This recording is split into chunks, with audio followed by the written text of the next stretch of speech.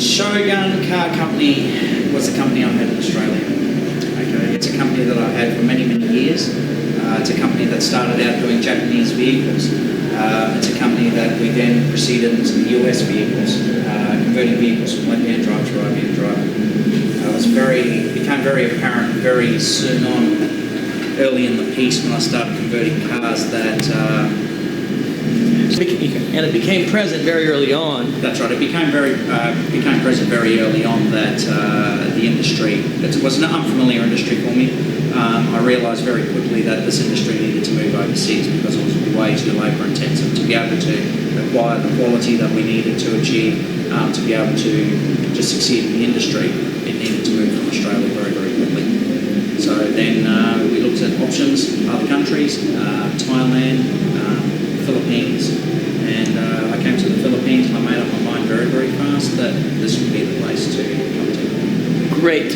Yeah, look, I mean, we did have other choices. For me, I looked at the Philippines. Obviously, arriving in the Philippines, the first thing that really became apparent was being able to communicate with people. That was the number one thing for me, communication. I didn't want to be in a country like Thailand where communication is very important. Yeah. So communication was of utmost importance for me. The other thing is that the Philippines is very centrally located geographically in the world. It's almost, if you look at it, it's like being in the centre of the world. So to be able to compete on a global market is a really, really good thing. So, you know, as soon as I saw that the people were it was very easy to communicate, it was very easy to really do business in general.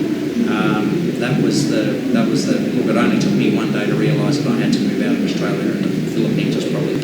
Oh, look, I mean, whether you're in manufacturing or whether you're involved in back end of business, whether you're involved in really anything that involves a lot of human resources, and you want to go to a global market, then you really, really need to move to a country where the labour costs are cheap.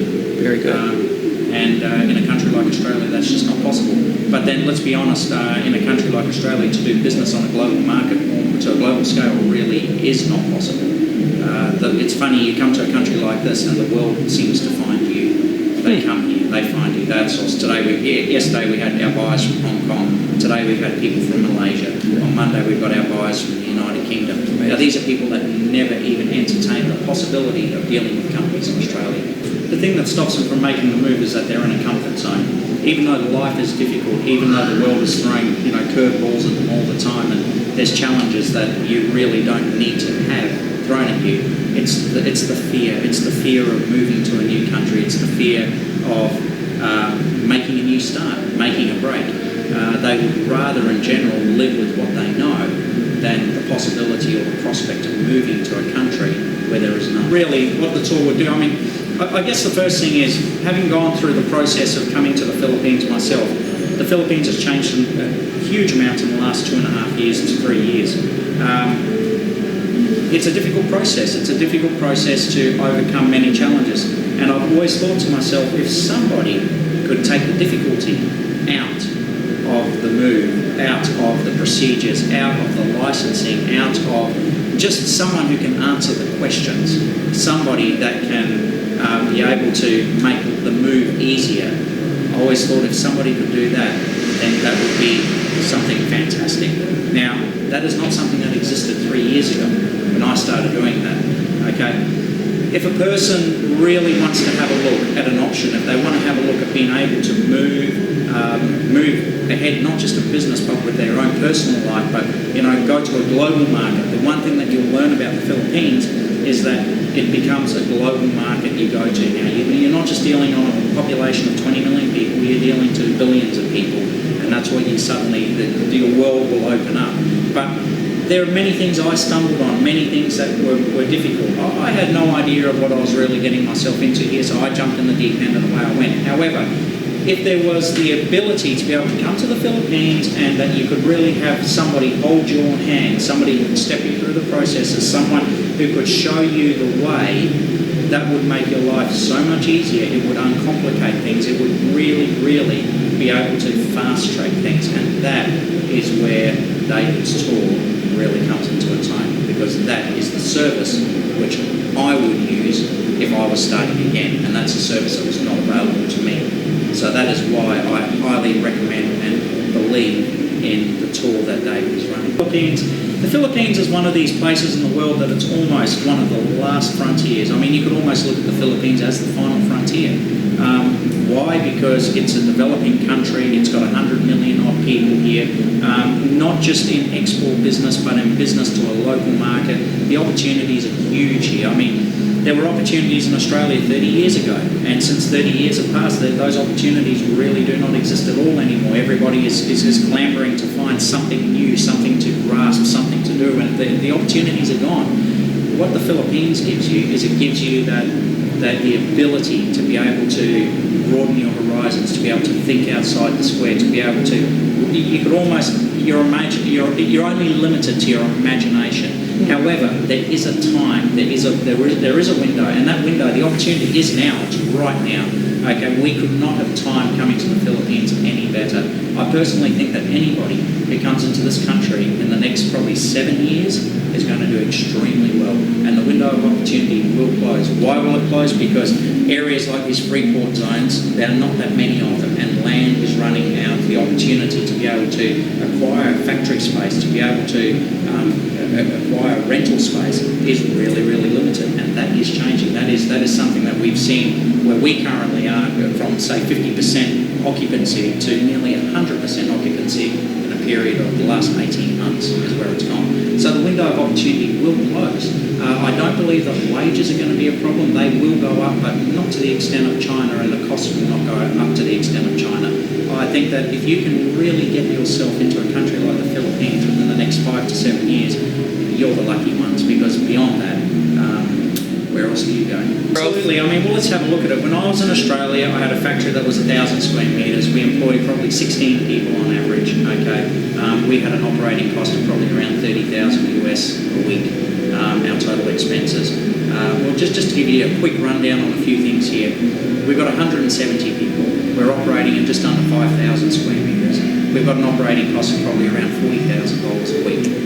Our material costs are anything you consider, it's 20% of what we were paying in a country like Australia, just raw material costs. So if you spent $1 million in Australia, you spend 200,000 here. So every single thing financially, you're better off. The Freeport Zone also offers you a 5% tax incentive as well for people who are manufacturing. Now, look, in every aspect, financially, but from a lifestyle point of view as well, that's probably one of the biggest things that you'll notice by coming to a country like this, is that you actually get the lifestyle.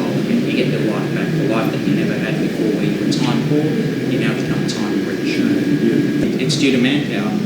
Okay, it comes into manpower. I mean, you can afford to employ the right person for the right job. Now, in our business, it's not the same in all businesses, but in our business, we require people who have very, very good hand skills, people who have skills that don't exist in Western countries anymore. Now, the reason they don't exist in Western countries is because labour is too expensive. They've mechanised everything to be able to reduce labour. So everything becomes done with computers or machines. Well, in this country, it's not like that. People still have hand skills. We have sculptors that work for us. We have people that can just create artistic abilities and, the things that they're able to do. So to give you an idea, we were taking probably 300 hours to convert a vehicle in Australia. Well, we have now doubled that. We take 600 hours to convert a vehicle. But we're running 170 plus people instead of 16 people. There's a person for every single job, and that person gets good at that one job and that one job only. So what are we able to do? We're able to spend twice the time, or we're able to deliver the product at less than 50% of the original cost in Australia. So we end up being able to fine-tune the conversions in everything we do to a point where it's just perfect. You get to a point where you just can't make it better. And that's what you're able to do in this country.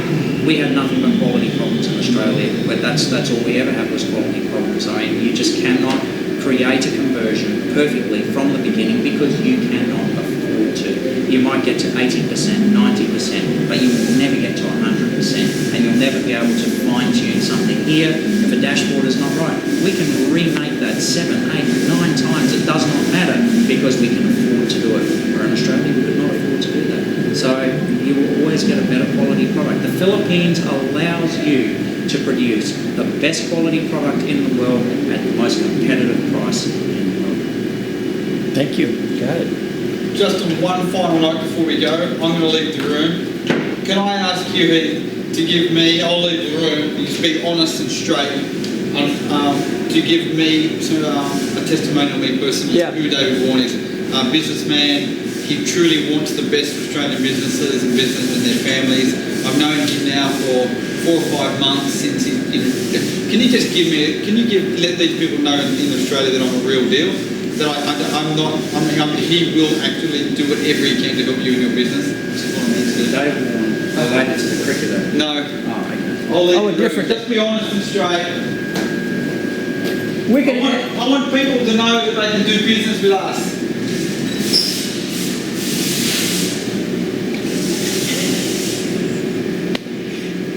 Other things we can say. So what do you know?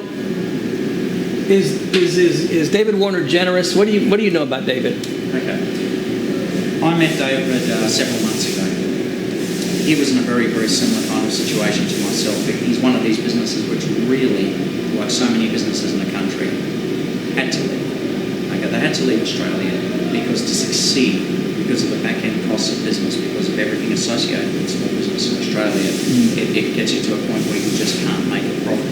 He was in that same situation. David has been very, very courageous in the way he's tackled the move of coming to the Philippines. He didn't for one moment think it was a negative place.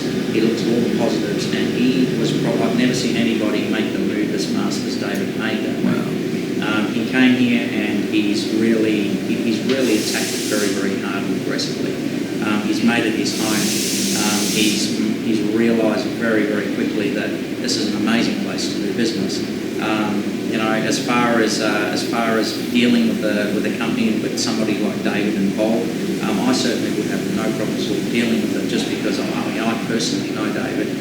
He's a friend of mine, and he's just a good, down-to-earth, honest guy who has had to leave Australia to make it work, and he has done that, and he has succeeded. So if you can have the opportunity to be able to have somebody who can lead the way, David's the way to do that job. Thank you. I got it. You good? I'm blown away.